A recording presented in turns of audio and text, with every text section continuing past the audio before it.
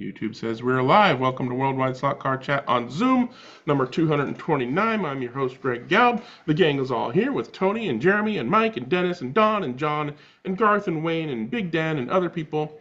And we're going to have fun talking about all kinds of slot cars. I haven't said this in a while, but if you're interested in joining us live, just Google Worldwide Slot Car Chat on Zoom. Ignore the video results, and you'll find a link so that you can join us and, sit quietly or just do silly things to the camera as long as you don't disturb people. As long as you don't interrupt us. Anyways, come on, come join us. It's fun. We talk about all kinds of slot cars, not just the kind that I like or the kind that John likes or the kind that Wayne likes or whatever. We'll talk about the kind of slot cars you like if you come on and talk about the slot cars you like. All right, enough said. Moving on to show and tell. Tony had his hand up first, I think. Go ahead, Tony.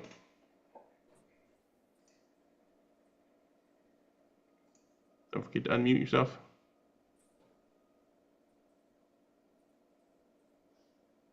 I know you're there.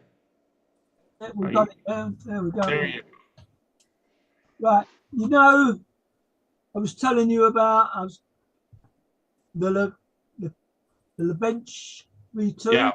I was having trouble getting the app on my Android phone.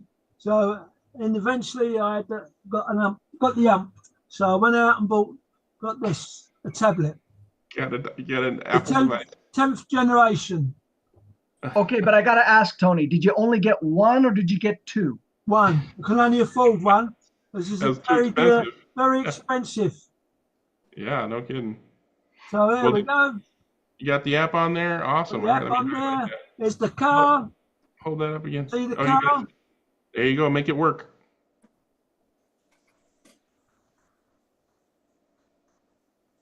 I assume it's doing something, but your noise cancellation is making it quiet.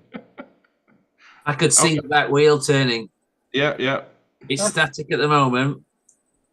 That's that one. Then there's another one here to test if you want to test it. I'm still trying to learn these apps, but we're getting there eventually. Is it in English? Yes, it's in English.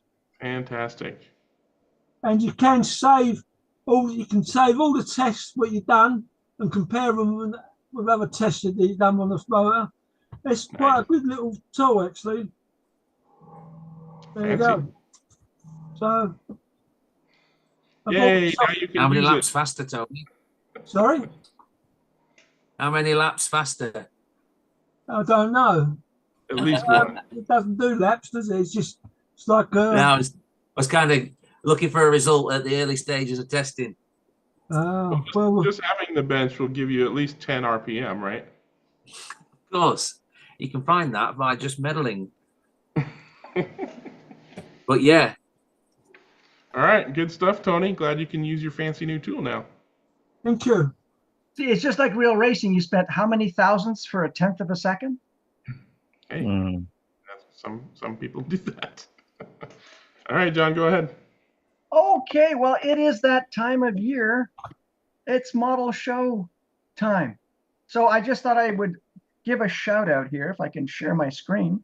It is time in the GTA, which is the Greater Toronto Area, for those of you who aren't aware, for our 25th annual Group 25 model car show, which includes a whole bunch of slot car folks. So that's coming up this Saturday, believe it or not. And it's in the west part of Toronto. It should be a lot. This is where I usually find, those $5 cars that I actually, bodies that I make cars out of. This is where you find that kind of stuff. The really cool stuff is usually found on the tables of people who are really into military modeling, and you can like repurpose a lot of stuff for slot car tracks. It's awesome, and plus we get to see a whole bunch of we get to see each other. We'll see Chris Walker, and I am taking bids for how much would someone be willing to pay for a proper photo of the elusive Chris Walker. Put a bounty on his head. Oh yeah, I mean I'm I'm a capitalist. So I hear $5 Canadian. Oh, so about a buck? Can I get a selfie? Exactly. It's cheap. Yeah. Are you kidding? That's not even a trip to Starbucks for you folks. I think what Wayne was saying is we need a selfie with you and him. That's the important. We need Yeah. confirmation that it's. And you know what? I should also bring a newspaper to prove the date. Exactly. Team photo. Yep. There you go. So that's cool. By the way, I was perusing YouTube because I guess it's that season. I didn't realize there was a huge model and slot car show in Kentucky this past weekend. Yeah.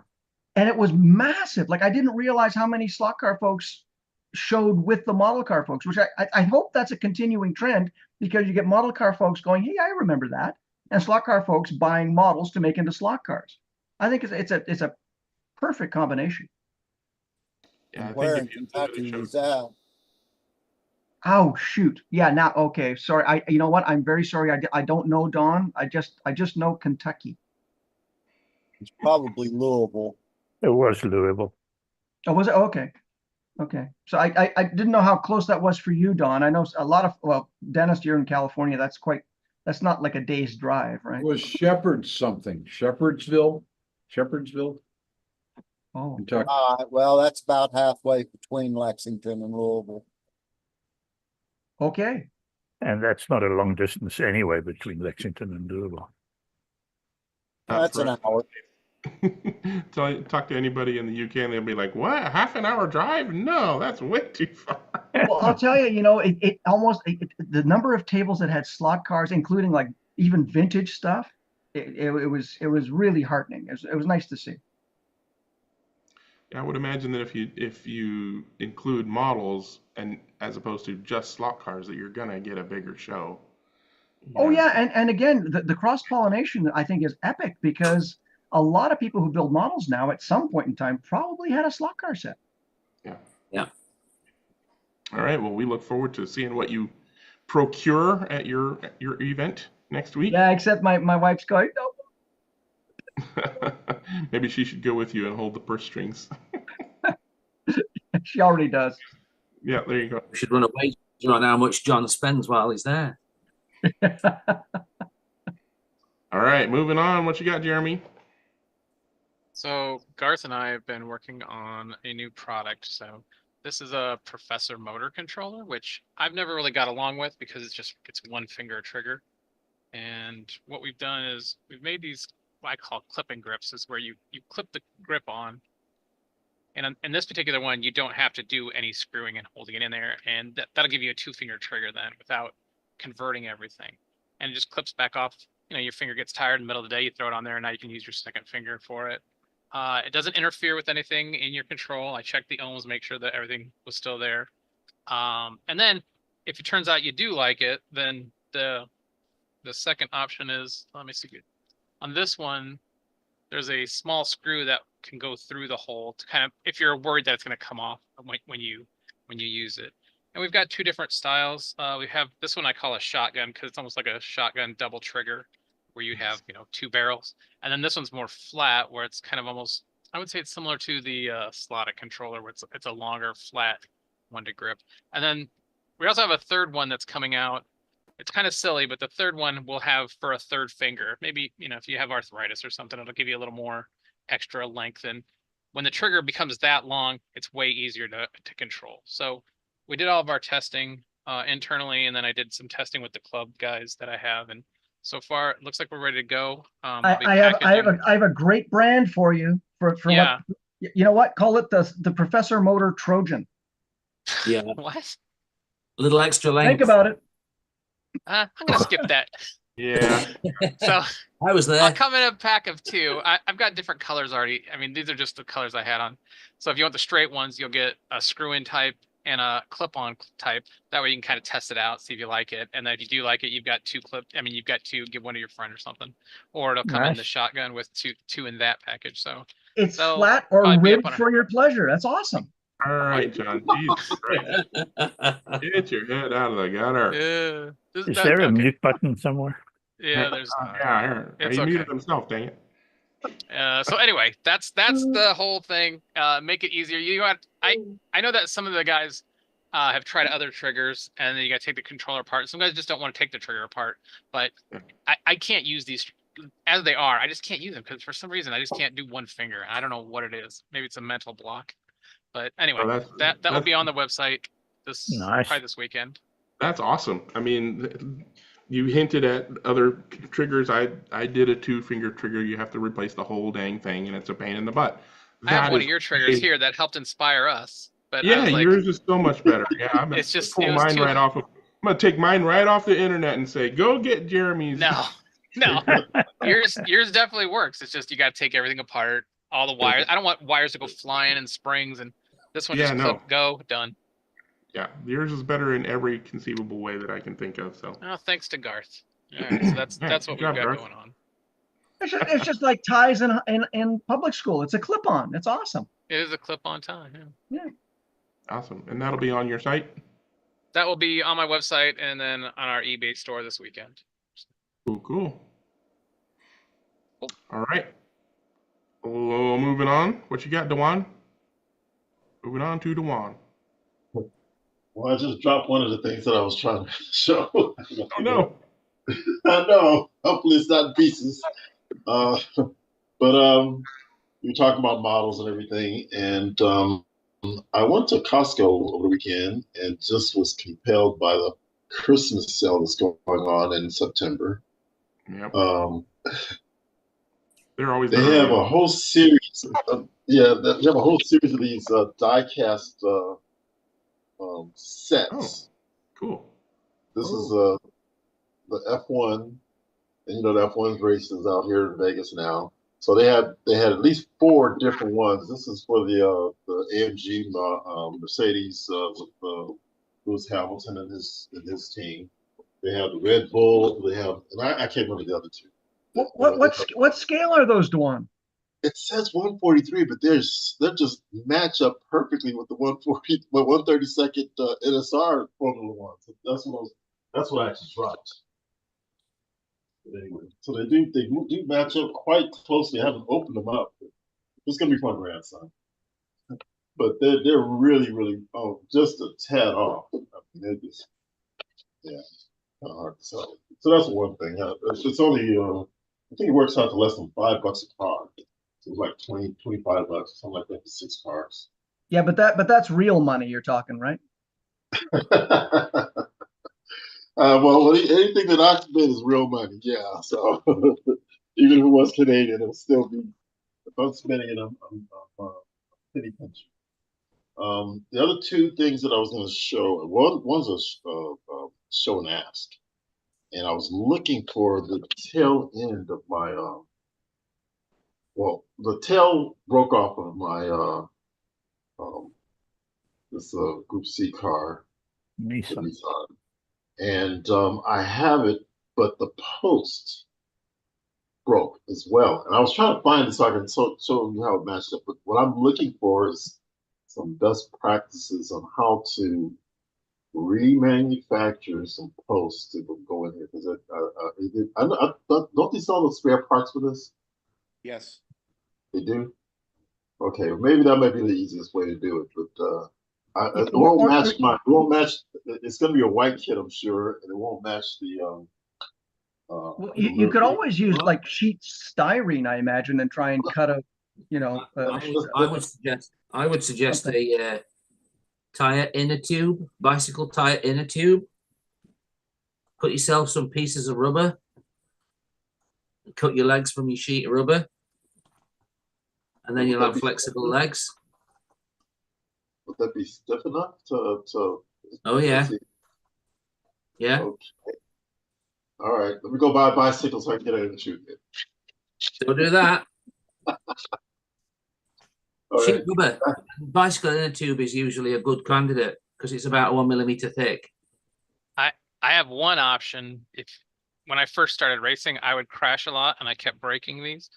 So on the back of there, I put a little magnet, and then I put the magnet on that end. And then when it gets wipes off, you just take it, stick it back on, you're good to go. So just see a little dot magnet on the back on that side, little dot magnet on that side. Yeah. Ka-chow. That's a good option. Yeah. How much weight does that add? No. Well, when Two you're magnets. crashing as much as I do, you're not really worried about the weight. You're just once you get good enough, then you can worry about the weight. That was Okay. my philosophy. I don't know. One of those little dot magnets are a gram or two. And while I was at the MR Slot Car event, I think I mentioned that I borrowed the car that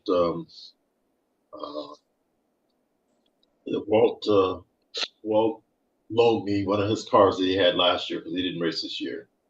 And I had to replace the motor to one of the registered motors for my car. And I went and put the motor in there and everything and spent about, literally 30 minutes soldering the motor. Well, let me, I have to set up the circumstances. We have what's called the electric alley down there in Electric Dreams, where you have all the cars set up in the pit boxes and everything. And someone requested to have an extension cord so they could plug in a soldering iron. And so they brought an extension cord, they plugged the soldering iron in, but the extension cord only went halfway to where all the tables and everything was set up at. So we had a soldering iron sitting on a chair in the middle of the sun, halfway between the service door and where the tables were. We had our track center. So I had to, I didn't go there from Vegas with soldering equipment or anything like that, and wasn't anticipating it. But I did have my motor with me. But nonetheless, I had to swap out the motor. And so, I mean, I'm fiddling. There's only one chair, and you got to figure out whether you want to sit on the chair, put your thing on the chair. So anyway, I did bring a second chair over there. I got smart enough to do that. But anyway, it took me literally 30 minutes just to get things steady enough to solder the motor on and everything, and put it all back together and everything. And I was so relieved that I was going to try this car. It really handled well when I tried it out with his motor, and I liked the way it felt. It just felt so predictable and everything. And that was the car that I ended up racing in the race. But anyway, so after spending that 30 minutes or so over there, I go up the car to the track, and zip, it goes backwards. Yeah. So, and I took pictures, make sure, I thought I took pictures and made sure that I put the post in the right position. And I didn't look to notice that the motor, the label was down versus up, etc. It happens all the time. And now I'm just frustrated as heck. And I'm back over there at the bench, and I'm one station away from Ian Douglas. You guys might know the guy. Anyway, and I was just sitting there venting my frustration with the fact that I now had to go over there and redo the boulder. I spent all this. I mean, it's a 1 minute job, literally. It took me 30 minutes to do it. So Ian heard me, what it was going on. He said, "Oh, it happens to me all the time." And then he pulls out a USB soldering iron. Yeah. And so I went and bought one of these things. It's great. It was like $12, maybe $17. I can't remember. So it was under $20. It says there's two on the package. I haven't even opened it up. I know should only be one in. But anyway, I used his, and I mean, it was literally a 30-second job in replacing the leads and switching the leads around. I actually swapped the motor, put the label down, and redoing it. So, and this is sorry, the soldering iron actually gets hot enough? That's what I was. That's what he was telling me. He said, "Man, this is amazing." He said, "Somebody, I forgot who gave him his. I think I don't know. Somebody gave him the one that he had in his box. It's so small and convenient that you just have in your slot car box and can do ad hoc things. It's not designed for you to build a brass chassis or anything like that. This real short, quick touch-up jobs and things like that. So I just pointed this out. It's a great little solution for less than $20, and it fits in your. It doesn't take up much space in your slot car box. Has it got a model number? What? I'll put the link for my Amazon. I got it on Amazon. You know, I'll just put the link down on what the product was. So I have it. I'll just go ahead and pull it up and put it in the chat.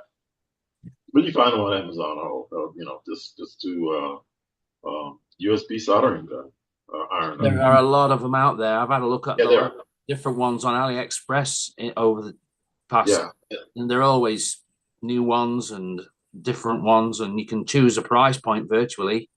Yeah. But this is 1100 watts. No, 1100 watts. What? 11 watts? 11 amp hour. MA. Yeah, 11 milliamps. Milliamps. Okay, that's what it is. And well, you can work out the wattage, but nonetheless, it definitely heats up the solder enough to do little patch jobs like fitting your motor wires. Yeah, I mean that's just great. I know you guys experts already probably have about 3 or 4 of those in your box, but it was great to get a nice. It's a good thing. Yeah. The nice part about those kind of things is they've got they're really small points, so for lead wires, it's perfect. Yes, exactly. That's what he pointed out. You can get in there while the motor's still in the car without melting half of the chassis away if you use one of the big irons. I'll show you mine if you show me yours, as they said. I have this.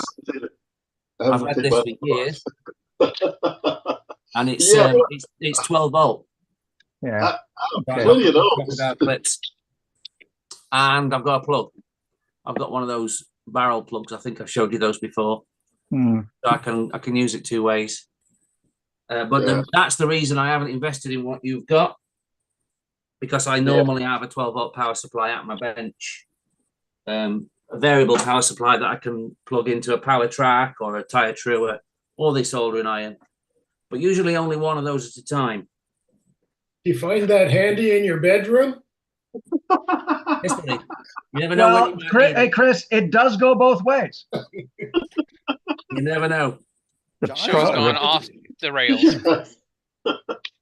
You know, in Duan's case, even Wayne's solution wouldn't have worked because you would have to plug the power supply in somewhere. That's true. Yeah, and that's why So the USB charged versions are really a nice idea. Duan was building a really cool slot box that had a bunch of that stuff in it, didn't it? They had a battery in it, power supply in the slot box. Yeah. I got that from Frank. It has a power supply in the slot box, but you still got to plug the thing in somewhere. Right. No, it's basically the power bank works off a 9-volt battery. Yeah, it's a 12 volt. No, it's 18 Can you run a tire truer on a power bank then? I doubt very much I could run a 540 size motor or similar on a power bank. You could run it, but not for very long. Well, 5 volt would be enough, wouldn't it? 5 would be plenty. Yeah, it's the amperage you need for a tire truer. Yeah, you need a pretty beefy power bank, wouldn't you? Depends on how much work you need to do, but I don't generally need to do much because I'm generally like handout tires, fit them, get them nice and round and go. That's the way. I'll see if I can find the link. I was going to do that. No, I mean not for that, but this guy showed me a really cool tool that he uses that he's going to use with his tire machine. It's probably buried in my email somewhere, but basically it was a voltage manager, I guess I would call it, where you can supply it with power from whatever source. So he used a USB battery pack like you would use to charge your cell phones and stuff on the go. And it outputs 5 volts, but to this device it can increase or decrease the voltage. Got this fancy screen on it that's got an app and stuff for like the LaBench or something. But basically it's a it can turn whatever power you're getting into it to whatever power you need. And along with that device and, whatever brick of lithium ion he wants to bring along with him, he can do pretty much anything he wants with that power supply. It's not cheap. Maybe there's cheaper versions out there, but it was a pretty cool device that is basically, no bigger than a setup plate, basically. So it fits in the slot box pretty easily. And then it outputs, whatever power you tell it to output to plug into whatever you want to plug into it. I'll find that and then show it once I find it. That's very similar to what I have in my slot box that Frank made. And it takes the lithium ion, generic lithium ion battery that's used for cordless tools, 18 volt, and it converts into its little voltage regulator thing that allows you to change the voltage whatever level you want it to go up and down to. So, and it's already built into the slot. Similar things on AliExpress where there's a screen and a knob, but they usually only regulate downward. I've never heard of anything that stepped it up. Yeah. And they're always just like a developer panel that you would need to put a box behind to be able to mount it into something. Oh, okay. Yeah. And that might be what this device has in it, but it's it's got all the inputs and outputs already there. I'm interested in that. Yeah, I'll find a link and show it.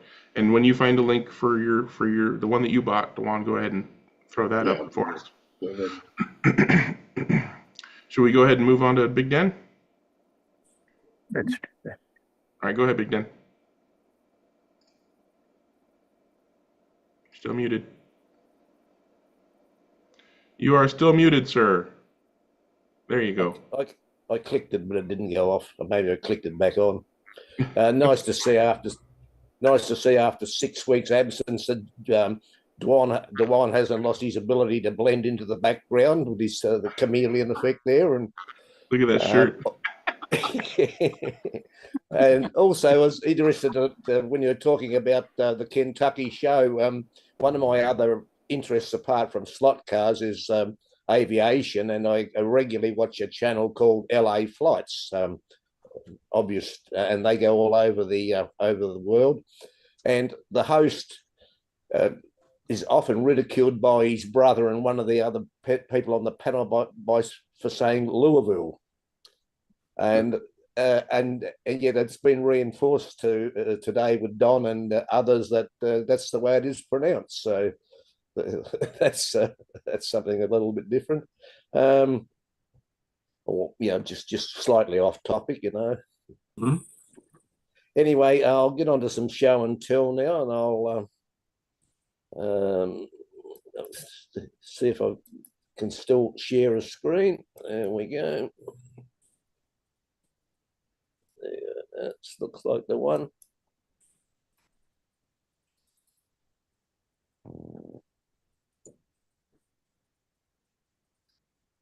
Coming up.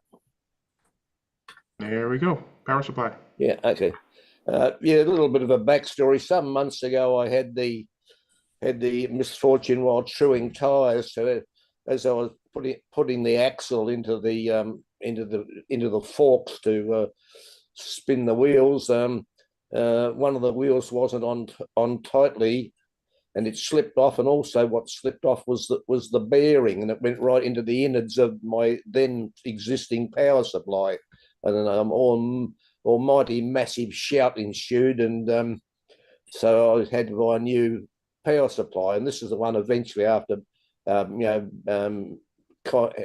having people loan me power supplies in the interim, I decided on this one. This one was just under $100 Australian. Don't know what that is in Canadian dollars, but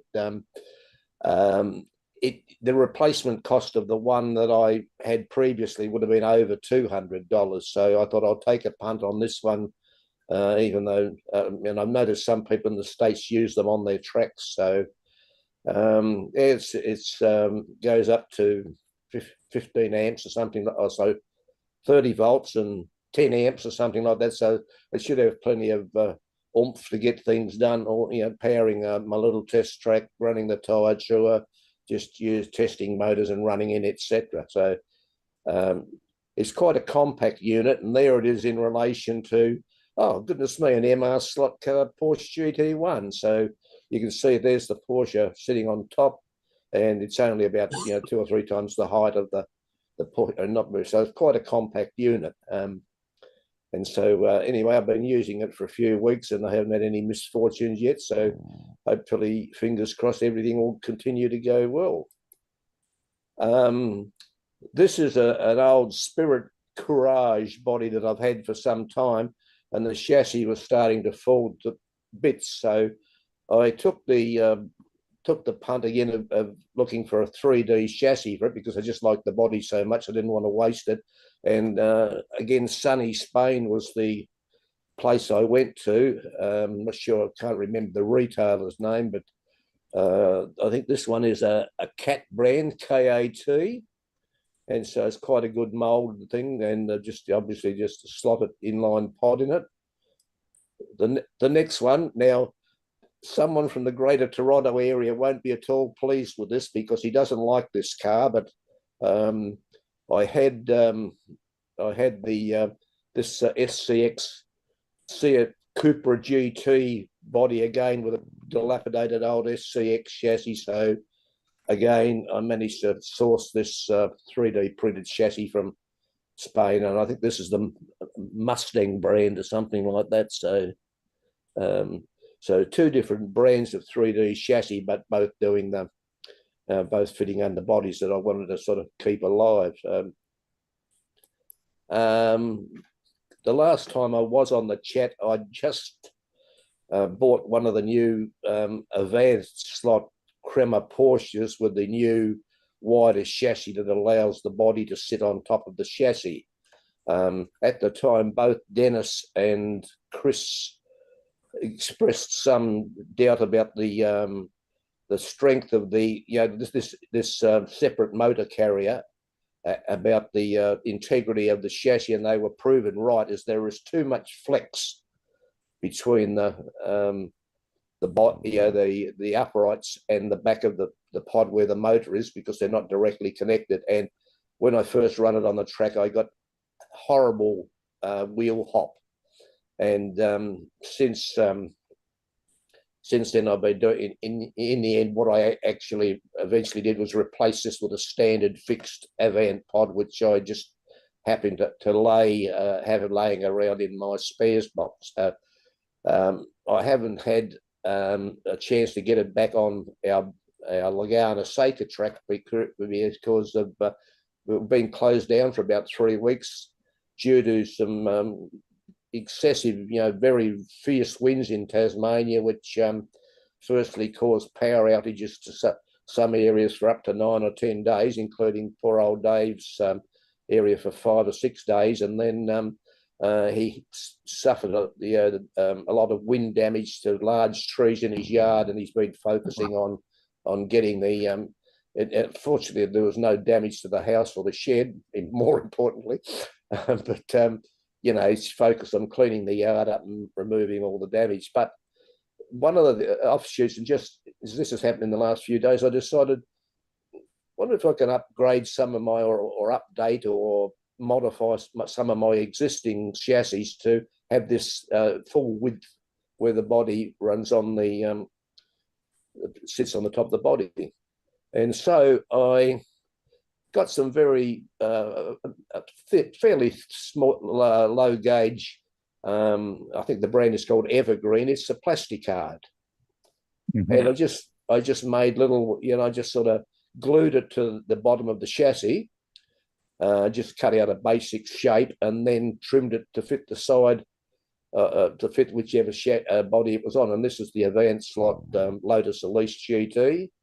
And you can see I've done the little cutout for so the motor sits in there and doesn't melt the plastic. I haven't run these in anger just to see, but I just thought the cutout was to sort of minimize any rubbing there may be and snagging of the chassis. But so I've done this with a few cars now. That's this is, I think, my that's probably I'm not quite sure what's. Oh, that's for a crema Porsche, I think, and another crema Porsche. That's just a basic one I cut out and ready to what you had to cut down to whatever size that I may want to do in the end. There's my Mirage and the body, and the plate cut to size. So that's basically it. The other thing I've found a use for this plastic card is Dennis will be aware of the full size guide spaces that I think Slotting Plus put out, where you get a plate, actually, a full size plate that matches. So I've actually been using this material to make guide spaces. Yeah. A fairly cheap way of doing that, and again, I don't think it's fairly flat when you glue it down, and so I'm looking forward to that as being a way to get the guide spacing, the guide height set right without spending too many dollars on stacks and stacks of Slotting Plus spaces. And because we've been in recess for a few weeks, I won't have any club corner tonight. So thank you for your time, gents, and move on to Jim, it looks like.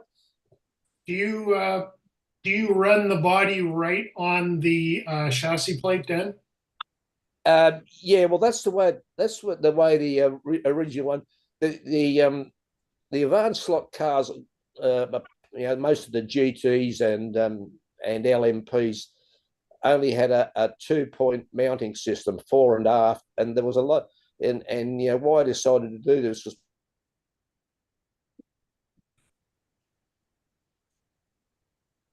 You're gone. Froze. Oh, He froze. that's pretty much frozen. Yeah. No, I'm sure he's going to drop off here momentarily. Yeah. Maybe some of those high winds. That's probably accurate. Blown down his big antenna. So I take the chance of that break to say hello to everyone. Nice Hey. to meet you. My first time here. Greg, funny, I made it, huh? Would you want to do it? Do you want to do an intro? Sure, no problem. So I am located in Germany. So I'm currently more on the digital side of slot racing. I do a lot of analog slot racing with my club here on a routed track. I'm driving since, I don't know, 2018 or something. I do the hobby, so I'm quite new here. And in January this year, I attended the Suzuka 6-hour digital race the first time. That was really great. So now I'm converting my club to using oxygen. So because I think that removes most of the problems that the digital world has. So, and I really like the chat that you here built up. So yeah, appreciate being here. Thank you. Well, thanks for coming. All right, looks like Big Den is back. Do you want to? I forget where you got cut off, but yeah, I've got. It was a Zoom. It was the worldwide chat equivalent of the blue screen of death. All I got was a screen that said Zoom quit unexpectedly. I said, "Well, hallelujah, nice. Is that right?" But I fortunately, and I just sort of, I think I'd finished showing all the advanced slot modifications and things like that, and talking about the guide. So that was as much, and I did mention that wouldn't have a club corner this week. So if you got that, that's as far as I got anyway. All righty. Well, then I guess we're ready. Oh, go ahead, Jim. Going back to my question, Dan, do you run the sides of the body on that chassis plate that you've put on? Yeah. Well, I haven't actually had a chance to run them yet, Chris. I mean, the standard Avant new style wide chassis comes with the body sitting on. So okay. I'm not sure whether there's going to be any drag or snagging until I run when our truck gets back in operation. So Any suggestions or comments or drawbacks that you may see? I would run them slightly, like 5 or 10 thou off of the chassis plate, just so that there's a little bit of movement on the chassis. Yeah.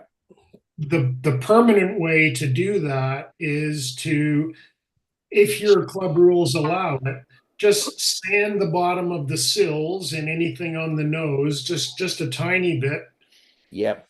And if you want to test it as is with the body running flush on the plate, and then just try a couple of very thin spacers, like 5 or 10 thou spacers, just to raise the body off. Test it again, and if you like that, then a more permanent, more elegant solution is to take the body off and just sand the sills slightly so that they're just a hair off of that plate. Yep. As I was saying, probably just after I got rudely quit upon by Zoom unexpectedly. The reason for sort of using the plates is I like the idea because the 2-point mounting system of the advanced slot chassis sometimes it allows a little bit more body rock, side to side than what I'd like, and yep. it can foul the tires on the wheel arches. So anyway, as soon as we get back on track, which will hopefully be this weekend, I'll give it a whirl and see how we go. Okay, you can also, I've done that on a lot of cars, rather than put an additional plate, which now means you've got to, depending on what kind of clearance, you've got to run a little bit taller rear tires to get some clearance under it. What you can do is use that same styrene and cut some little triangles of it, if you will, and just tour. When do you think this would? And glue those inside of the body sills, and then just trim them so that the 2 little L's actually will touch the existing chassis plate, and you can modify those by sanding them to get the amount of rock you want, which is a good idea, because as the body tilts going around a corner, those 2 little tabs or the chassis plate will help load the outside tire in a corner. Yeah, that's the probably a little bit of a drawback there is the standard advanced slot chassis has quite a lot of distance between the outside of the chassis and the sills on the body. So, but I'll have a look at it. It's a good idea. There's just different ways to skin the cat. Yeah, and the other thing that you made mention of on our OzSlot forum was about using the the slotting plus combo axle tubes. The advanced slot is very, very narrow between the uprights, only 19 mil. So I'd have to, custom make an aluminium tube to fit across the between the rear uprights. Yeah, not hard to do, but well worth it. Yeah.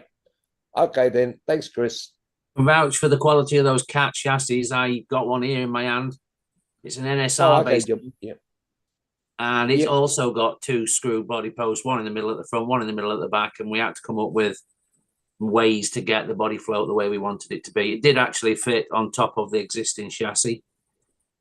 And we didn't have to add any wings or tabs or anywhere to do that.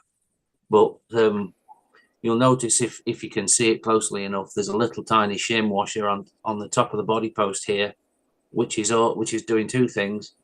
It's putting a little rubber surface between the body shell and the body post. It's also securing the screw in the chassis, because the screws are in there now and I can't even shake them out because the washer has got an ID that's tight enough that the shank will pass smoothly through there, but the thread part won't.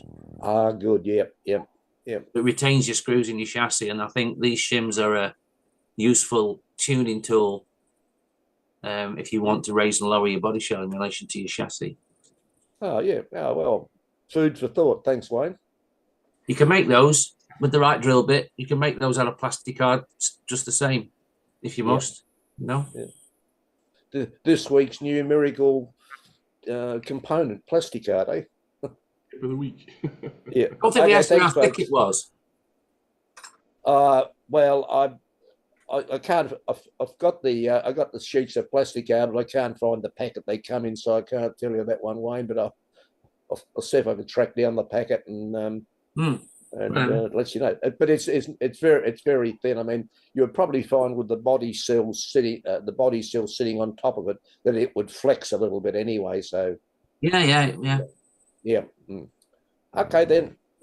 All right, I'm going to circle back to Dewan. He shared the link to the USB soldering iron that he bought, soldering iron to other places in the world. This is the one. I went ahead and also posted that link to the YouTube chat. So if you're on YouTube, the link that I posted is to that. And I also found the thing that I was talking about earlier, the adjustable power supply thing. So that's probably the screen that you've seen on the various AliExpress things. But this basically comes in a box with power outputs and, you know, buttons to control things. It's got a roll wheel on the far right. It does, yeah. And then that's going to be an up and down roller, isn't it? That's neat. Yeah. Then those are probably for changing what you're addressing on the menu system and stuff, and a variety of cables and stuff to plug it into, and basically pretty small. Like I said, that's practically slot car size, 62 wide and 5 long, and then it's got a fancy display. And here's an example, you know, powering it with just a regular old USB brick, and then, you know, changing the voltage to whatever you want it to be. Not cheap. It's Alien Tech. That's a brand I've heard of, Alien Tech. Yeah. So there's probably something cheaper, you know, off-brand that's similar. But anyways, he was saying that that's a cool thing. So I put that link in the chat as well, and I'll put that on the YouTube chat as well for those who are interested in doing something like that for their pit box. That is all from me. Are you ready, Jim? Yep. First, I want to address Dewan's question. That's the part number for the the Nissan rear wing. CS28P is in Paul. So that is available. It's 2 pieces. If you just, all you need is the wing, you've got the wing and the wing support. So that is available. I didn't find it on Electric Dreams, so I'm sure they're out of stock because I know they normally carry it. The second thing is, going to Dewan also, is this is the one I use. The reason I use it is I always forget to charge things, and or some people don't have a USB power supply with them. And so this runs on 4 AA batteries. It's not good for much other than soldering leads on a 32nd scale car because it doesn't have much power, but it does fine for that. And it's small and easy to put in the pit box. Now, going to the show and tell, I showed this car, I think last week, but I don't think I showed it finished. So this is the finished car. I'm pretty pleased with it. This particular car has huge wheel wells. So when you put the 16 millimeter wheels on it, it's got a pretty big gap in it. So it looks kind of funny, but that's just going to be the way it is with this particular car. When I got it all done, the body all in weighs 18.8 grams. So it's pretty light. So I was pretty happy with that. Car ran good the first time I ran it. I took it to the next track, which I'll talk about in a second, because it kind of ties in a little bit to Club Corner, but not very much. So as John would probably say, don't go to the grocery store hungry. Don't go to the racetrack and stop by the hobby shop on the way there, because you'll end up buying another slot car. And so I've been wanting to try the C8 Corvette because it also has a lightweight body relatively. It's 19 grams all in. And so I bought it, took it to the track, built it at the track. So I didn't have a white chassis because my hobby shop doesn't carry that kind of stuff. But I did put I bought a piece of tubing while I was there. So I put an axle tube in it at the track, changed out to a wood guide, and took wheels and tires off another car. And the car was awesome. It ran about the same lap times as the Aston, but it was easier and more consistent to drive. So right now it's my GT3 car. And it was just so easy to drive on the big track and running extremely fast, and was able to win the race with it. So that kind of ties into Club Corner, but it's part of the show and tell. So the Nice. Corvette's really good. The Aston seemed to carve the corners a little bit better because the guide lead's about 7 or 8 millimeters shorter. So it's more nimble, but on the bigger track, the Corvette was easier to drive. And the Aston ran 7.50 in practice, but it was harder to do. So I ran the Corvette in the race, and it ran 7.4 on 2 different lanes. So I was quite happy with being hungry when I went to the track and bought the car on the way to the racetrack. Who's the manufacturer, Jim? The NSR. Aston is Racer Sideways. The Corvette is NSR. Oh, okay, thank you. That's the C8. You ran a soft chassis there then, a stock. If you listen to what I said, Wayne, I said they didn't have a hard chassis. Yeah, so I will put a hard chassis on it, but I couldn't because that hobby shop doesn't carry. They carry a lot of parts, but they don't carry chassis. And I need to change the gears. The softer chassis can go as quick as the harder one you choose. Well, I was very happy with the stock chassis, so I'm going to try the harder chassis because that's typically what we use on that track. And I need to change the gears because the stock 1331 on that is just too powerful for the track, and so I need to soften the motor up just a little bit, and it'll probably be even easier to drive and go just as fast. Did it chatter much, Jim? Say that again. Did it chatter much? Not at all. I did put, as I meant, I put an axle tube in, just cut one out of aluminum tubing, put it between the bushings, glued it in at the track, and it's smooth as silk. Absolutely smooth as silk. Well, I mean, I was running on super grips. Yeah, questionable whether a harder chassis is going to help. If it's not chattering, and it's not out, not too much grip. Yeah, normally I would have gone to the white harder chassis just right away because that's what we typically do, but I couldn't. But it ran so good with the stock chassis, I'm questioning whether I need it. Well, if it doesn't chatter and it doesn't tip out, it does neither of those. And presumably that's the angle winder version, right? With the long cam? That's we're required in our rules to run the angle winder version. So it is, and angle winder at 1331 has so much torque. It's just a beast to drive off the corners, even trying to choke it down. And so what I typically do, I'm not sure if everybody else does, I go from 1331 to 1231, and it kills the bottom end and makes the car smoother. Yeah. I shouldn't say it kills the bottom end. It makes the bottom end smoother. Yeah, well, what it does effectively takes another power band. It raises the speed, the motor speed at which you come out of the corner for the same road speed. And because you've raised the RPM of the motor for the same road speed, you get less torque developed from the motor. You're taking it out of the torque band because you're running a higher numerical gear ratio. Yeah. A lot of people get that one wrong.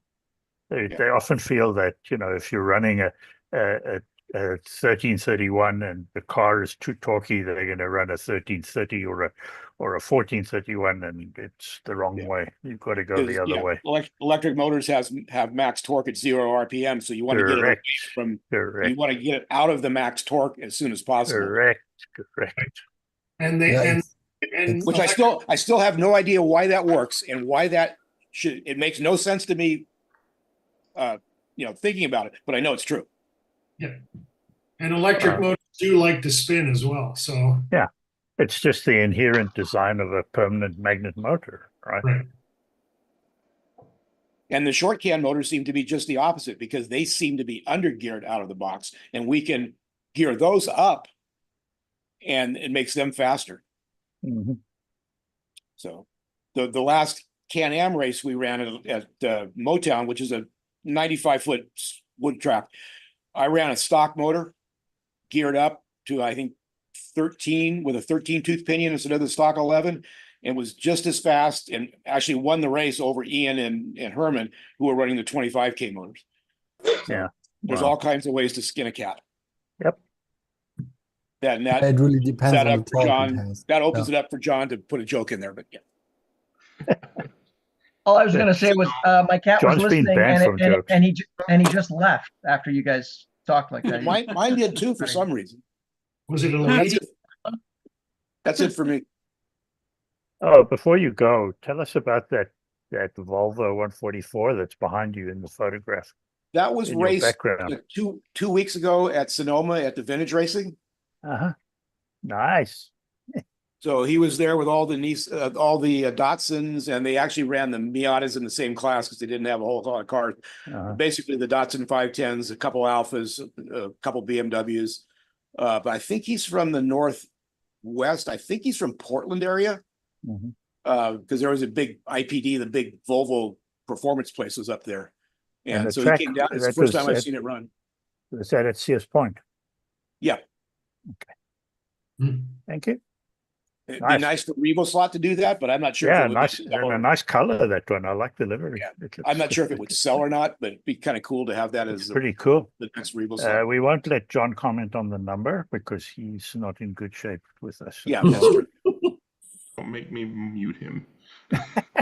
All right, and Tony, do you still got your soldering iron there? I saw you desperately wanted to show that off. Looks like he's got a corded USB powered soldering iron. Is that right? Yeah. Parkside. You got a Parkside. Parkside, yeah. Yeah. Buy them in Lidl's on the middle aisle. Yes, I've seen them there. £9. So basically, plug it into any is that USB powered or USB charged? USB charged. Oh, so it's got a battery? Yep. You take that out and it goes. Nice. 4 volts. Convenient. That looks as new as most of your tools, Tony. Sorry? Looks brand new. It is brand new. It's the old one. Chris, he uses the other one. There's one to use and one to have.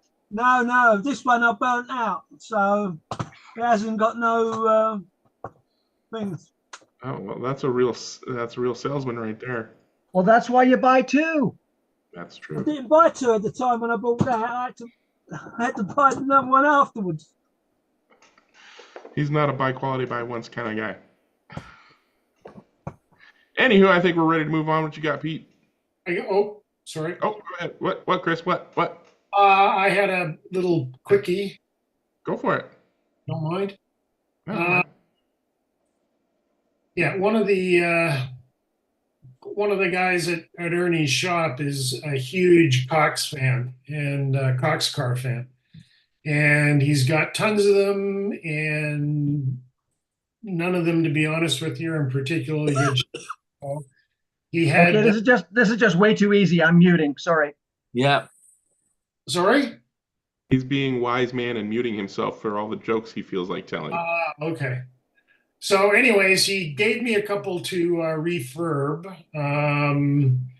They didn't have a bunch of original parts, so I had to sort of manufacture some parts. And since the parts were not, the wheels and tires were not original, so I made runners for them as opposed to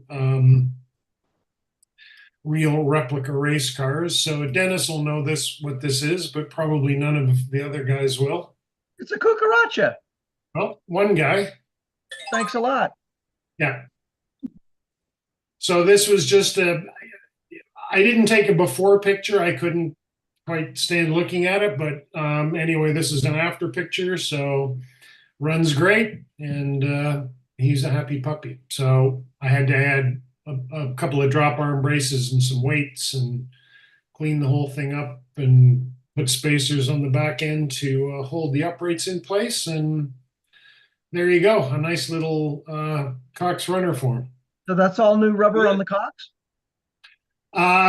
These wheels and tires are not stock. So he had some of these newer modern Daytona sponge tires that were twice this width. So I peeled the rubber off, the wheels down in width to what they should have been, and then put new rubber on put new sponge on for them and trued them all up and replaced the roller bearings that the Cox came with. They were shot and all kinds of stuff. So anyways, runs absolutely great right now. Oh, and you've got spacers on the rear axle there too, right? To hold the gear in?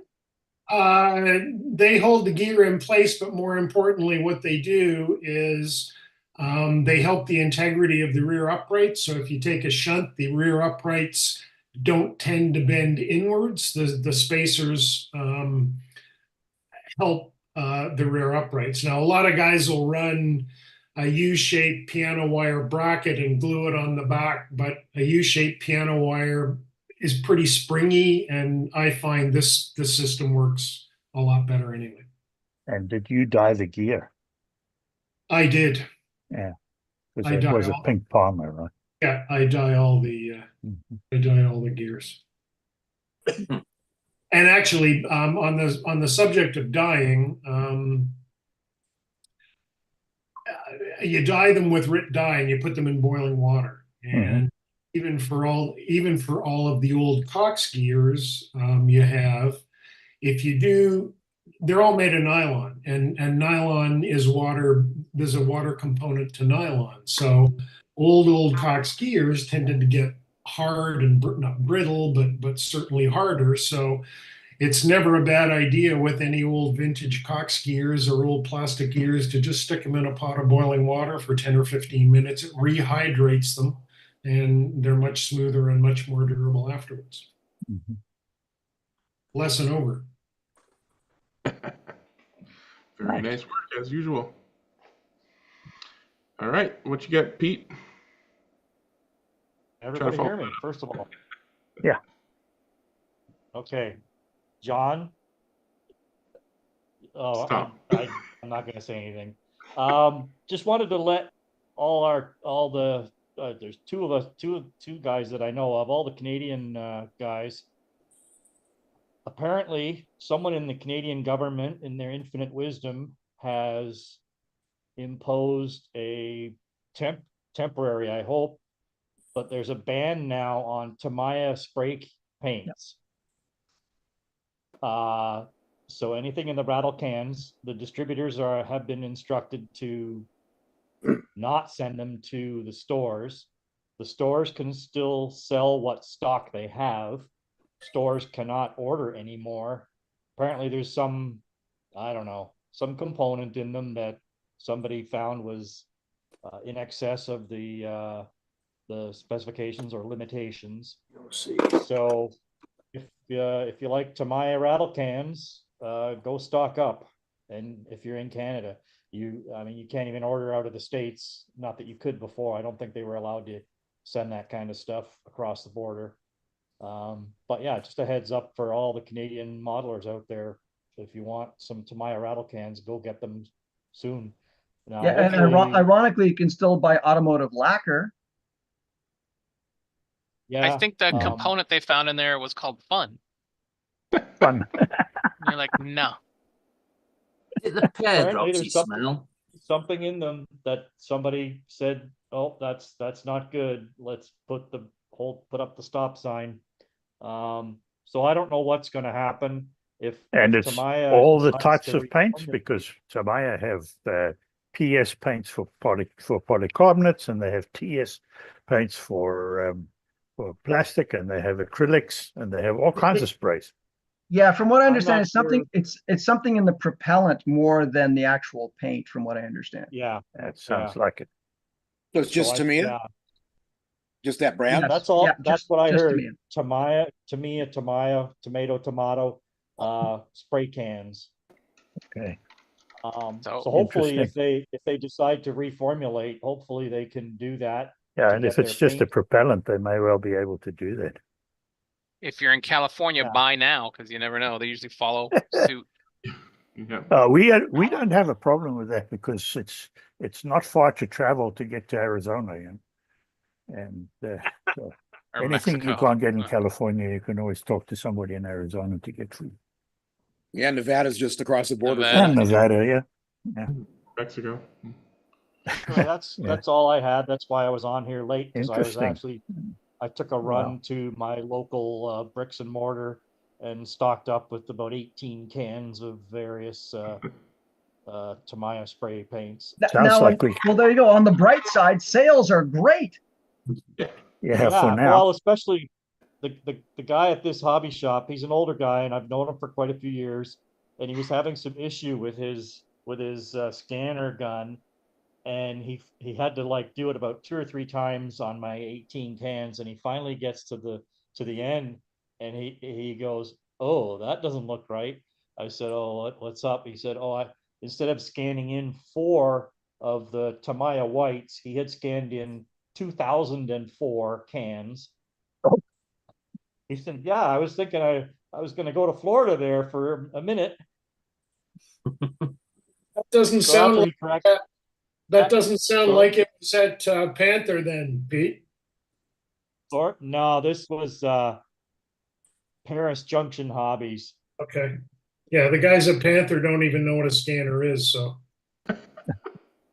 Sounds to Well, they me still like use a price gun. there's a budding opportunity for anybody with a secret compartment in the trunk of their car. Oh Checking boy. some of the stuff across the border for you guys. Yeah, it's like reverse rum running during Prohibition. The Yeah. only problem is, of course, that damn rattle inside the can. Yeah. That's right. Just drive. No, it's easy. You just drive an old car. Have to be a real old one. Or a Ford. Can you imagine the noise? Moving on to slot car topics. Anybody That's else all got I had. show and Just tell? wanted to share that. Thank you for the heads up to all you Canucks out there. Go buy your Tamiya before they disappear. So if there's any other show and tell, wave your virtual hand or real hand. Mike, what you got? Well, I have a work in progress. Oh, let me zoom you in here. There you go. Ooh. Doing some paint. Yep. That's the new That's the wrong Cadillac. colour, Mike. It should be blue and yellow. That's not me. He's not making it for me. Yeah. Yeah.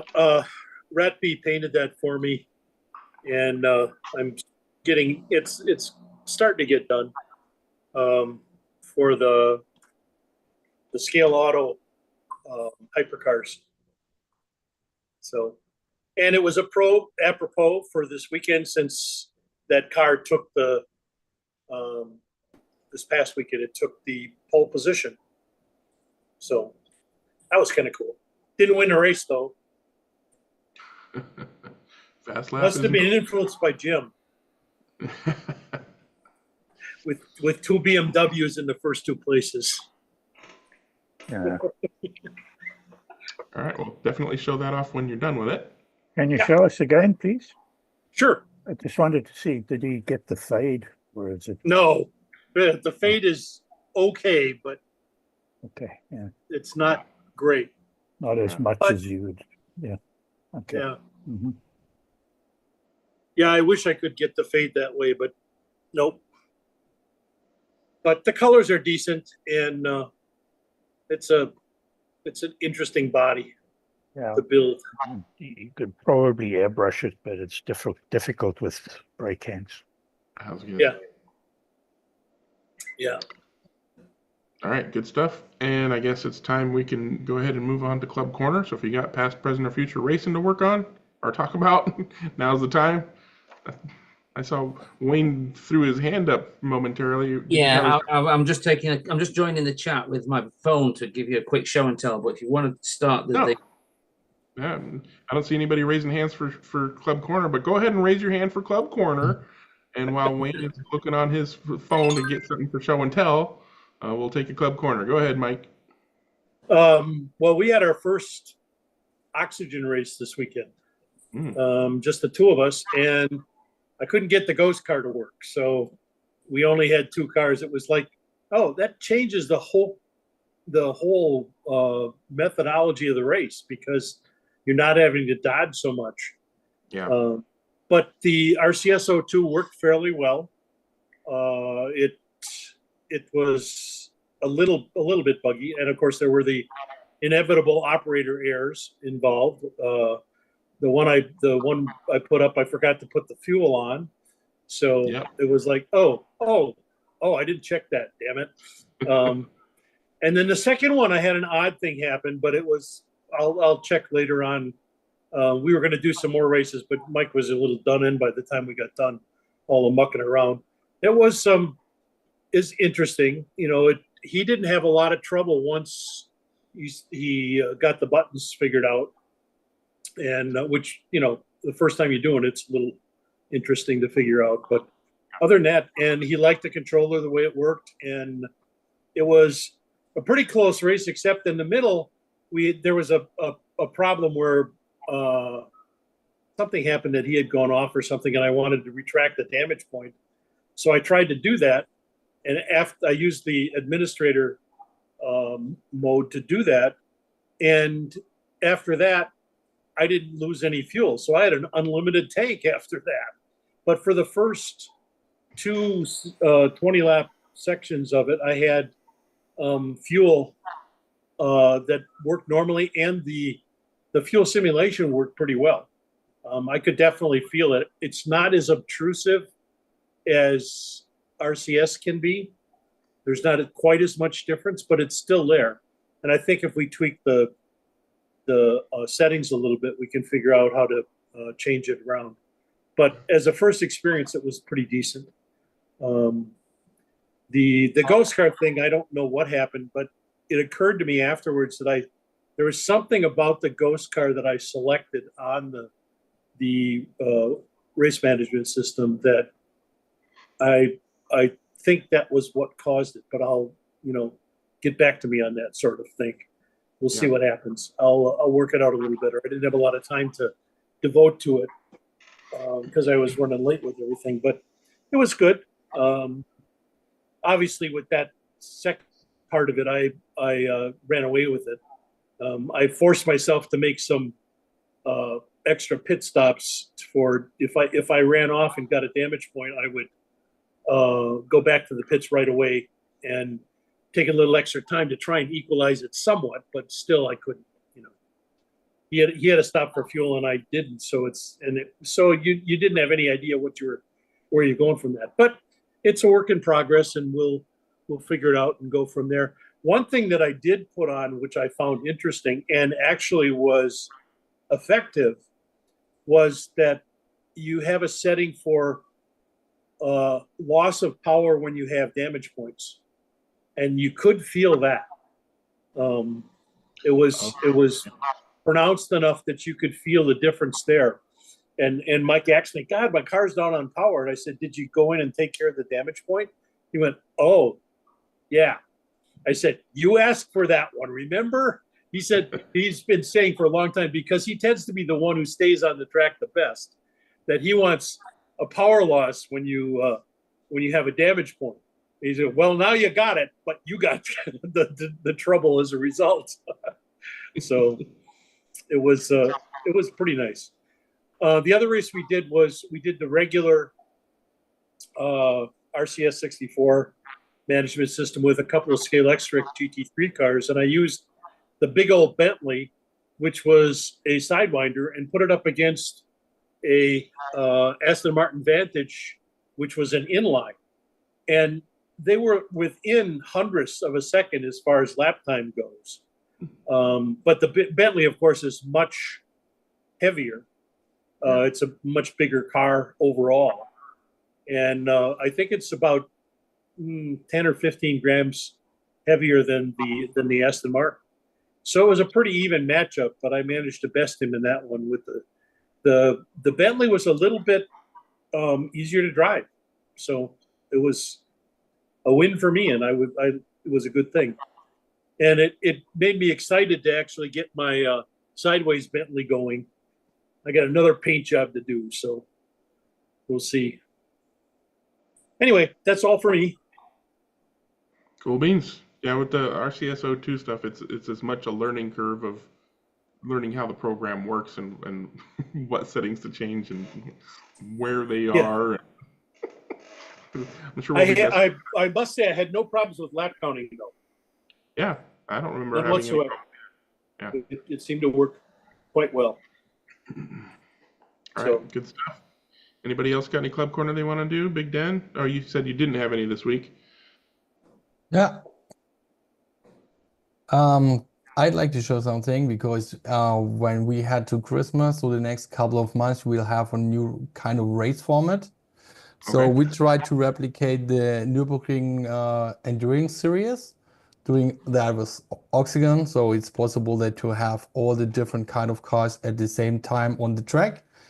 And yeah, I have to figure out how to show you the screen so I can yeah, here it is.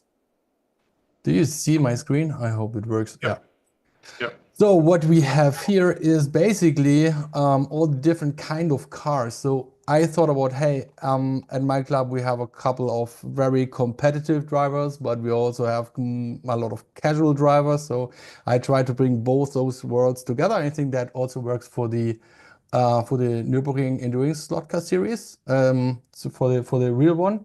And so we have different kind of cars here. We have the classic DTM cars from Slotted that you can drive in that format. You can also have the tuned Carrera cars, right? All are chipped with oxygen chips. And we have the TCR. So these are basically the Scalextric cars stock, right? Yeah, with some adjustments that is allowed by the formula from the Discar touring cars, right? Regulation. Then we have the GT3 cars, and SPX stands for special cars. So basically you can drive whatever you like to. And then I think the trick is that we have the original point system from the original race with the real cars, right? So here you have like you can score, right, in your category basically. And it depends on how much competitors you have in your category, how much points you get. This is what you can see here. And for all the digital guys, I mean, the most problem or the biggest problem you can have is that you have a lot of track halts basically, right? Track halts are super annoying. You have to get rid of those. So I thought in the past we had a lot of I mean, you have to get a drive-through penalty or others, penalties basically. So this time we thought, hey, maybe we can turn that around and you get additional points. You can see here for doing 0 or a few errors, right? So basically, whenever you would cause a track call, you get ranked down. And then if you like to drive the fastest cars that you can see here, we also have a driver rating, right? So basically you have to have a clean race style to be allowed to drive the fastest cars, right? So I hope that works. We test that. And at least 10 competitors will be on the track at the same time. So I think that will be a great show. Yeah. So I'll let you know if that works or not. It's something new that we test. Have you done anything like this before? Pardon? Have you done anything like this before? Yeah, we tried that with the Carrera technique, but yeah, honestly, it drives not that good, right? With us doing mostly analog races, we switched to oxygen, and now we can also have 10 drivers or more at the same time. So yeah, we tested it and it worked quite well. And now we like to have a championship in the fall and winter season, and then see how it works. And are all these cars going around the lap at different lap times? Yeah, we have different tires attached to the cars, right? And then we have the Discar regulations for the different types, and by that they all have all different lap times, right? Yeah, this is what you can see here. So we try to have that a big gap between those cars so that you can have a lot of overtakes, and I think that's the fun, right? When you look the Nürburgring series, that's the most fun of it, to have all the overtakes, right? You have to position your car at each corner at the correct place to take over the next one, and so on and so on. So we only have 2 lanes, right? So it's quite busy there, and it's a 36-meter track, and I think with 10 cars it's quite packed already, and so yeah. No, that's reasonable. You can put 10 cars in 2 lanes on a track that big. It's reasonable. We do that. We're going to do that again next in November, but our cars will all be the same, or one category. The thing about with the thing I think you need to be aware of is that our experience with cars that lap at different lap speeds, or significantly different lap speeds, is that you need really, really good driving standards, or a really, really good driving standards observer to hand out penalties, because you will find the quicker cars getting frustrated with the slower ones, just pushing them off the track in corners because they don't want to get slowed down. So you need really good drivers to make this work. Yeah, I know. I mean, we test that with marshals, and it's a way harder to have an eye on all these incidents that might occur, right? But we tested with these penalty scoring, and as you can see, right, scoring like 75 points, doing 0 incidents in, let's say, half an hour or something. That's what some people achieved, right? So you have to drive a bit more defensive here, right? So you have to be cautious where to overtake and how fast you go and so on. So the idea is really to have these kind of points you can get for scoring. It's read like this. So you have the result, your first place, and you're the only starter, then you get 50 points, right? And if you scored second with 2 starters, you get 25 points, right? So you can see this is the same as for the real thing. And then in addition, you get this amount of points rated by the amount of errors you did, right? And by that, everyone is super motivated to don't ruin the race or have an incident on the track, right? Because So you with cannot 6 win categories doing and 10 cars, your most popular category is going to have 4 cars in it. Yeah, I mean, you can decide to drive in one category alone. It's no big deal, right? You can still with these more casual drivers, they don't like that much competition. They like to enjoy the driving itself, so they drive right in a category where not much competitors are, like 1 or 2, and then they can still score a lot of points doing no mistakes at all. So. You see, with So three, we have both with 3 worlds, cars right? in the category, you need to be second to score the same points as running alone. With 3 cars in a category, you need to be second position, to score the same as running alone. Yeah, exactly. But if you want to score any more than 50 points, you've pretty well got to go in a category with 4 cars in it. Yes. 63 there, and do well in there. This is how this is the benefit of being in a competition with other drivers, right? So it's rewarded, right, with more points. But in additional, you have to take care that you don't have too much incidents. Otherwise, it will be rated down, right? It's interesting. It's very interesting. I wish you luck with it. Yeah, and then in the end, right, I mean, you have these, you can see here the ratings of the driver. So if you ruined your race, right, doing a lot of incidents or causing a lot of incidents, like it's for 1 hour of race, right, and doing like let's say 10 incidents, not that much, right? You have to be cautious to don't have 10 incidents. And then you are still not allowed to drive any kind of the GT3 cars or the faster ones, right? So that's something you can see here. So this is the driver rating, right? So you have to be a gold driver to be allowed to drive the GT3 cars. And everyone likes to drive the GT3 cars, so right? Or the LMP cars, right? Yeah. So this is the trick. I try to motivate the people to have clean driving, right? Because we calculate the average of all races, right? So it's even if you ruin one race, right, it has a big impact on your scoring. Yeah. So you've got platinum drivers driving LMP cars. Exactly, because drivers in PCR. I have most of the drivers are fully committed to the hobby, so they drive at least 3 races per week, right, and at our club and so on, so they can drive quite well. But I also have some new beginners. We also like to introduce new people, right, and have fun with us. So they should start with a way slower car, right, and focus on not having too much incidents, and then they will be rewarded and they can drive faster cars. So that's basically the idea. I try to get all the different kind of drivers at one place and having fun together. That's the idea, basically, right? Competitive driving, and also the hobbyist, I would say. It sounds like fun. Yeah, I like rewarding good driving as much as punishing bad driving. So that's a good idea, with the extra points for good driving. Typically, how many laps are involved for the winner in a 1 hour race on this circuit? How much laps you can have?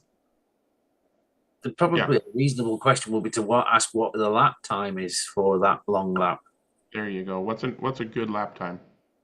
A good lap time. You can see the lap times are here, 9.7. right? You can see 10.2. with an TCR it's about 11.7 seconds, I see. and with an LMP you drive like 9.7 seconds. Yeah. And IGT cars and the SPX cars about like 10 seconds, right? So Yeah, so 10 cars on 2 lanes in a 10-second lap is quite doable. That's the metric I always use to determine how many cars is reasonable for a circuit. yeah. I agree 100%, right? In the end, the length of the track is not really important. It's the lap time and then divided by the cars or something, and you know how much action will be on the track. Yeah, totally agree.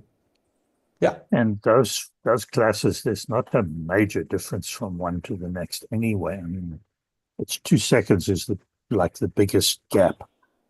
And true. And True. It's 2 seconds. But it feels, I mean, all the cars drive quite different, right? So on the track, you have cars that are quite fast on the straights. Then you have cars that, I mean, are super quick on cornering, right? And by having that, you have to be very cautious about your the driver in front of you, right? When he brakes, and you have to anticipate a lot of these things. It'll be very interesting to find out. I want coverage of this. YouTube, please. Yeah. Yeah, when we had our first race, I put it on YouTube. You can look it up, and yeah. Cool. Good. Thank you very much. Nice. Yeah, excellent. Do you have photographs of your track? I will search for one, or I can show it. Like, you can see it in the background, right? Yeah. Oh, not now. Oh, you're sharing. Not Give right. me a second. I can. Are you interested in the layout or something specific, or? Yeah, no, just the layout. Spotlight your. Oh, there we go. Now we can see part of it. Oh, nice. And Layout. I yeah, can. because there's some scenery and there's I show it to you. Give me a second. I love the scenery, man. That's awesome. Yeah, it's always good. That's what the German guys. So here, that's my site. Oh, You can okay. see Look at the that. track. Yeah, that's how it looks. Cool. And I test. I mean, with these layouts, I don't know. I spent hundreds of hours planning my track, testing that with the people, rebuilding it. So I ended up with something quite easy to drive, because I think whenever you have people that are not very familiar with that or have beginners at your track, you don't like them to have accidents in each single corner. So I have a long straight, right? It's like 8 meters or something, then one easy turn here. So it's not a hard braking, right? So it's easy to drive. And then you have a lot of long and easy to see straights, right? Everyone knows exactly where to brake and where to accelerate. I mean, that's one of the basic things that everyone has to understand when it looks like on a track. This is a bit difficult, right? Because you can see it here. It hangs out, right? So, but yeah, basically, I think it's an easy to drive track, and the action comes with all the cars on the track and the overtaking and something. So I think, So the track Chris, does not need to be. Yeah. I also sorry? see you have some elevation, which is absolutely great. I love The whole elevation. thing's nice. Yeah. Yeah.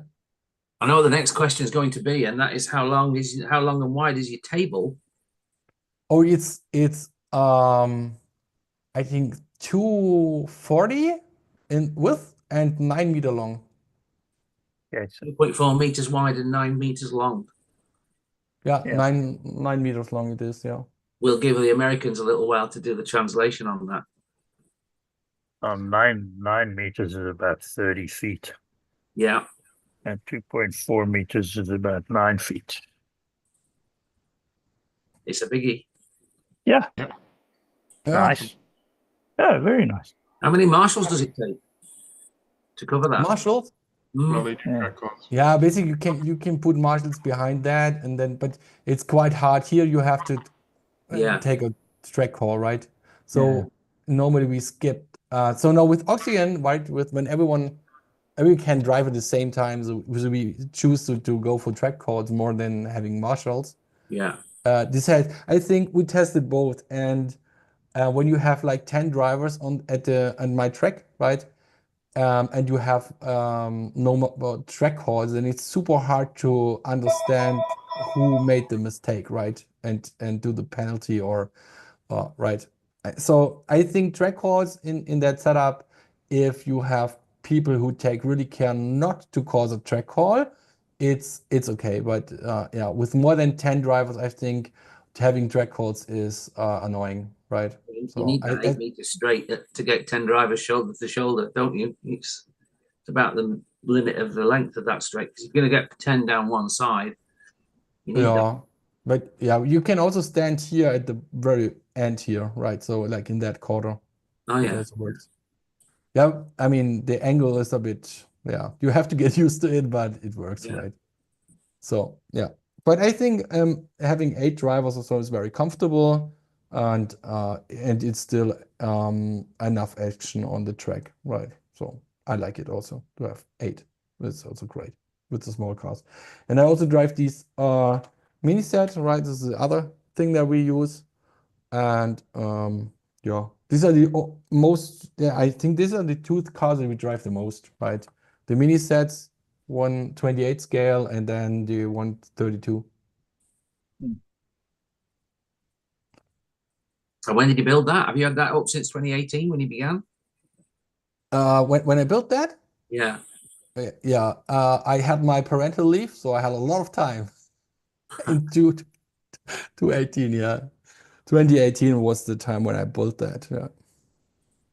So you've got plenty experience with it now.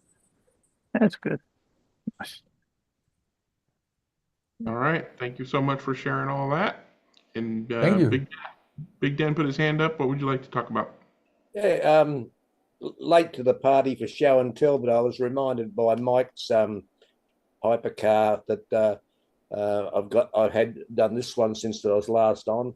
I haven't made a quick sortie, raid into LA to pinch one of Dennis's cars, but this is close enough. It's actually the color scheme is based loosely on the on one of the Brabham BT60s back in the mid 90s, one of the Damon Hill cars. They do say loosely based, but it's just a scheme I've always been fond of, and so yeah, the scale auto Porsche, right? That's right. Yeah. Okay, that was all. Just a quick one. Nice looking car. Can I do my one? Yeah, go ahead. It's another not very exciting one, but it's just a little screen share.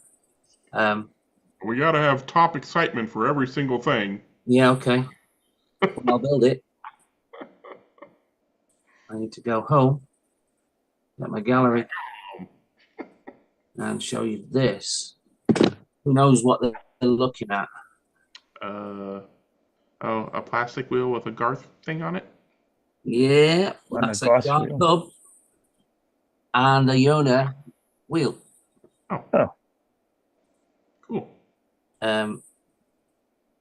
That's the wheel. Wow. That's the Wayne wheel, huh? It's akin to Wayne's Widow, I think Garth named it, didn't he? It's along those lines. And of course, the question that everyone wants to know the answer to is less than a gram. Oh my goodness. Including the tire. Including the tire. Wow. You put a tire on a scale, it'll weigh more than that. So we built these and ran them at Paul Ricard in the 24-hour race back in June. For your rears? For fronts. No. For fronts, okay. That's why I was clarifying. Yeah. On a carbon axle. The more astute amongst you would have noticed probably that I did actually put a picture of the wheels, tires, and axle on the scale in my video. No one has been astute enough to realize that picture, which is only up there for like 2 seconds, was showing something that was kind of class leading potentially, if you really count the weight of your front axle and wheels. So I expected just the fact that I'd popped it into the video for someone somewhere to go, hang on a moment, that's either fibbing or really, really light. A screenshot. Hey, what's this? Yeah. So yeah, we had that. We've got two editions. We've got two of it. I've got one in this, which is the car we didn't race, and the one in the car we did race. It's got 24 hours on those front tires. Wow. They were glue coated. Yona brought the whole package to the track with him and finished off building it whilst we were there. So it wasn't tested. I hadn't compensated for it. So once that was installed in the car, I had to add more ballast to the chassis, but at least we managed to install it lower down. And we still didn't win. Was there a weight limit on the car that you had to add to compensate? Yeah. Yes. Oh. Okay. So it matters. It matters to us. It didn't. I don't know if it made. I don't even know if it made a difference. Quite honestly, we had run the car a week earlier, and the week earlier we managed to squeeze out the same qualifying lap time that we managed in the actual event. So, it's not like it kicked it up a gear, but these things theoretically matter. So we made the effort. And I just thought, because I've not actually done much with regard to showing off the car that we raced, I'd just get that little piece and show it to you. And, show it to you. Interesting that there was no damage on that in 24 hours. No, that was the thing, isn't it? It was a big experiment. Now, admittedly, we put it in the car before qualifying, and it had got hours on it before we actually started the main event, because we did qualifying sessions of 90 minutes and we did more than one of those over 2 days, plus practicing. So yeah, it was, if they pass the test, then we'll run them. What's to lose? And the answer was having to stop the car to do a maintenance if we managed to break a wheel rim, but we didn't. So of course I've shown you that without a spoke pattern in it, but it did have a spoke pattern in it in the event. But an insert, you mean? Yeah, spoke pattern. I don't like calling that an insert personally, because when anyone says insert to me, I always say, do you mean the spokes or do you mean the sponge? So for me, the sponge is the insert. But yeah, and in the industry. So we not only ran an insert, but we ran a brake disc to satisfy the whims of one of our teammates. So we had a brake. We could afford a brake disc. But I couldn't get the brake discs to weigh anything on my scale. So one of your teammates who shall remain nameless. Yes. Anyway, that's me with that one. Okay. Big there's a difference. Yeah, there's a difference between a wheel insert and a tire insert. Yes, I'll grant you that. But you need the prefix, otherwise it could mean either still. True. All right, floor is open. Anything anybody wants to talk about, ask about, share? A little addendum to Jeremy's comment about the magnet for use by Dwan to hold his thing. This is also a neodymium magnet, which it's 2.85 millimeters in diameter. Yeah. And you could use 2 or 3 of them or whatever, put them in different places where you need the support, I suppose. You can get a pretty wide variety of diameters, thicknesses, shapes of magnets. So if you come up with an idea of where to put the magnet, then it's just a matter of finding the magnets that'll fit in the space that you want to put the magnet in. And we do have issues, and this is for Far Out Club, which is everything's stock box. Yeah. So, and you don't want to lose one of those in a race, leave it on the track. So Yeah. You don't want your cat to eat one either. So the slotted OEM part is basically your only choice.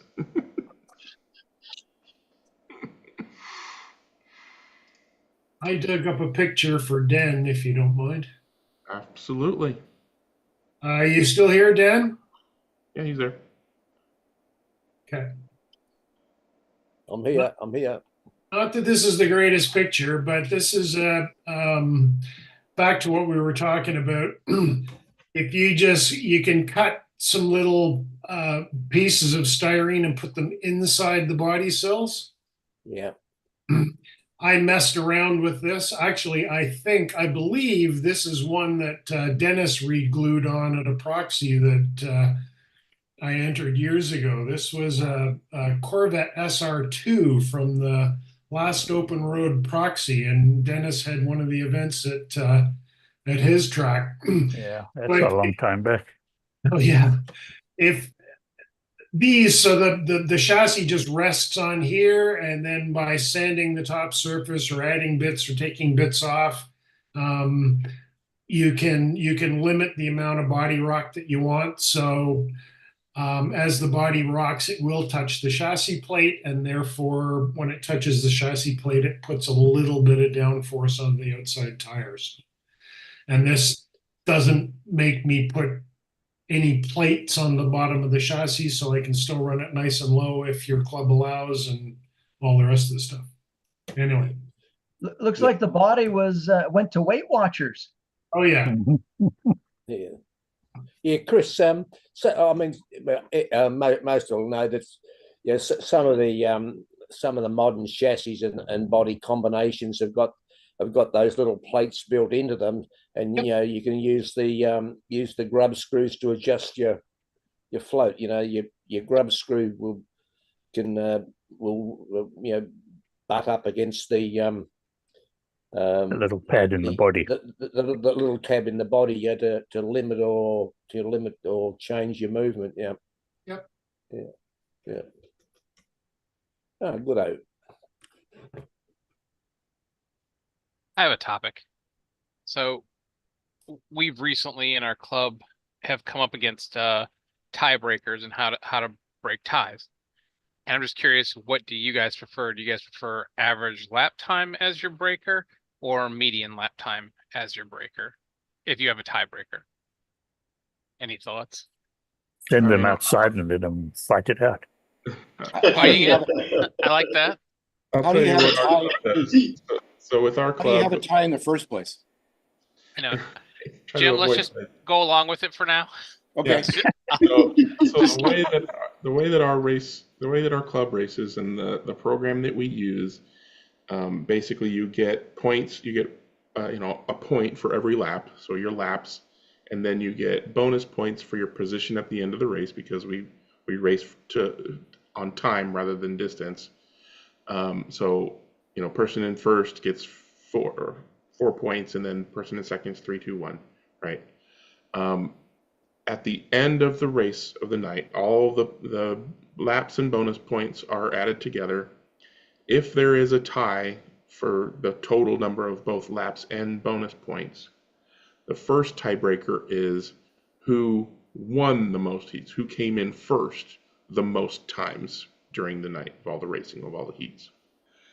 If that's still tied, the next tiebreaker is who had the fastest lap of all of their laps throughout the race. If that's still tied, which is practically unheard of, the next tiebreaker is alphabetical order, which I can't even remember ever happening in the 10 plus years of racing with this club. But that's what we do. It works. I don't really care enough to make a big deal out of it. So, in which case, all the members change their name to Aaron. Right. One of the guys' with 3 A's. One of the guys' name is Victor, and it's like he always laments that if that ever happens, he'll end up losing because that's how he is, and that's how he's listed in the race manager. But yeah, I can't remember it ever happening. So Jim, to answer your question, what happened is is that in our tracks, each track owner can kind of determine the race format they want to use. And so right now we're racing laps, and I'm just going to give an example. It's like 15 laps per heat. And then at the end, you got 60 laps. And in the race coordinator software, if you put no tiebreakers, whoever gets there first is the winner. And then the next slower guy is second and third and fourth, so on. But somebody in the club has been putting to have a tiebreaker on this format as average lap time. And then as I started investigating, I figured out that everybody in the club that's racing does 60 laps, and the computer is determining the winner by the average time. And as I did more investigating on this, I found out that average time will include every time the track stops, those guys who have more track stops are going to have a bigger average time. Whereas in Race Coordinator, it has a median lap time, and it says, it takes you have a 5-second lap, 5-second lap, a 10-second lap, and then a 5-second, a 5-second. It's going to organize those, and then your median lap is going to be like 5.1 seconds or 5.2, which to me seems a little more fair, because if I'm not involved in the accident, I didn't cause it, I'm being penalized just because I'm in a heat with guys that happen to stop 5 times. And so we're just kind of having a debate about this right now, but I just wanted to find out what everybody else is using. And like for the track owner that I'm helping set up, I've just turned off ties completely. And the odds of 2 cars going under the race sensor at the exact same time with 1/100th of a second, it's like getting hit by lightning. So I'm not worried about ties in that case now. But for the other track owners that are still attached to those kind of ties for averages, I'm just trying to find out what other people in other clubs are doing, like Greg's doing with points. So that kind of solves that. But median is in the software by default. We're doing distance. So with a distance race based on 3 minutes per lane, it's virtually impossible to have a tie. Sure. Because you mark the car at the end of the 18 minutes and 6 lanes. You put a marker where the car is. And if somebody else turns the same number of laps, he puts his marker where his car is. So it's virtually impossible to have a tie the way we do it. That's why that's For distance. example, We had that on the episode here, like maybe 10 episodes back, about distance versus time racing. Yeah. And so there's it does happen every once in a while that there will be 2 cars on the same lap in the same heat that are, scale inches apart, right? And it's usually on a turn.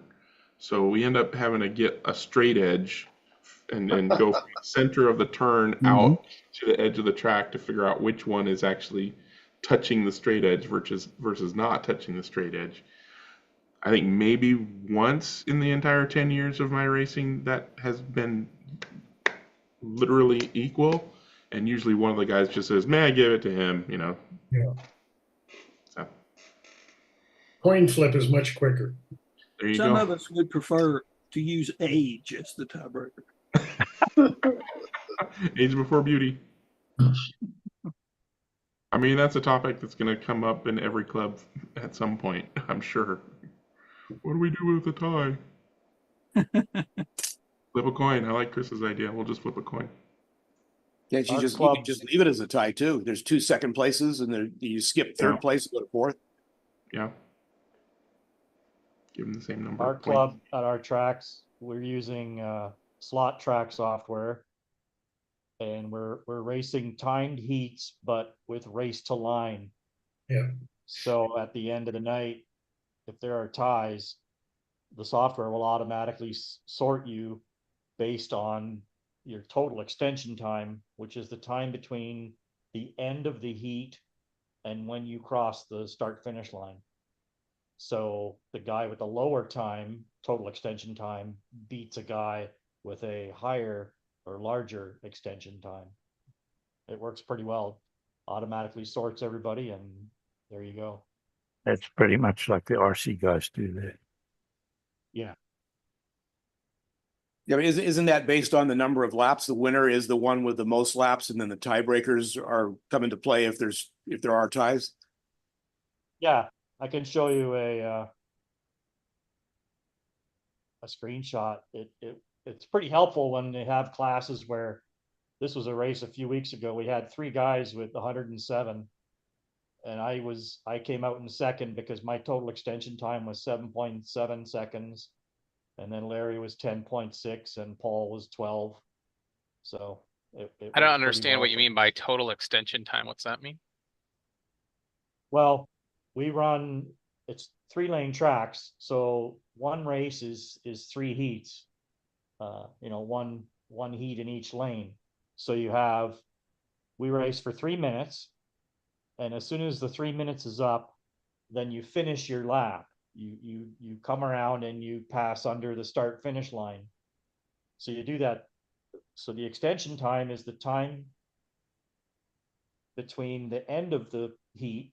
So the clock starts when 3 minutes is up, and say it takes you 3 seconds to get back around to go under the gantry. Well, that's your extension time for your first heat. And then it just does that for all 3 heats, and it adds those 3 extension times together to give you your total extension time. So you can see here in the last race, Larry had a 4.422 segment extension time. So the last heat, you know, looks like he just got 107 laps, and then the timer went and he came around and he got 106, sorry. And then he came around and got 107 laps.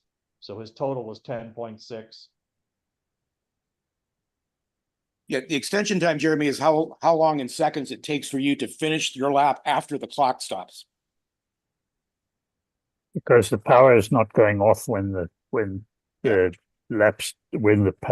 timer ends. Yeah. So it's like end of race, finish the last lap that you're on. Yeah, so like what he said, he finished up when the time went off, he was on 106. And then when he comes back around, when he clicks it at 107, the extension time is that amount of time that he required him to finish that last lap. Yeah. So the interesting part there was the fact that the first 2 guys got zeros in their segment extension times, which means they must have crossed the line right on. No, those they're the winners. It doesn't. It only shows 3 guys here. Hold on. Oh, I'm sorry. Okay. No, it's okay. Yeah. The last heat was Larry, Paul. Oh, I see. Yes. Those guys were not in that heat. They had already finished. Yeah. Okay. Yeah. I got it. Joe Sorry. and myself and Frank had already finished. So yeah. Okay. Yeah. Now I understand. We get a little slow. Sorry about that. Stop laughing, John Kid.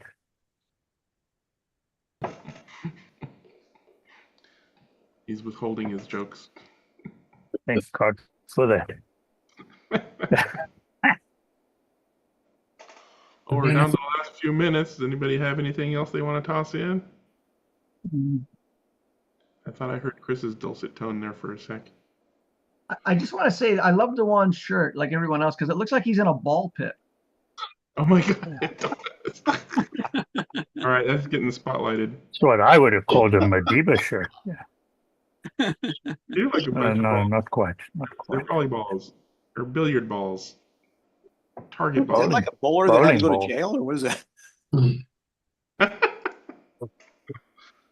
That is a shirt. Cool shirt, Siobhan. Cool Very shirt. cool shirt. Yeah. All right. On cool shirt notes, I'll end the live stream. So until next week, everybody wave bye. Hitting end, waiting for it to say it's over. Supposedly it's over. We'll see how long that actually goes for. So now.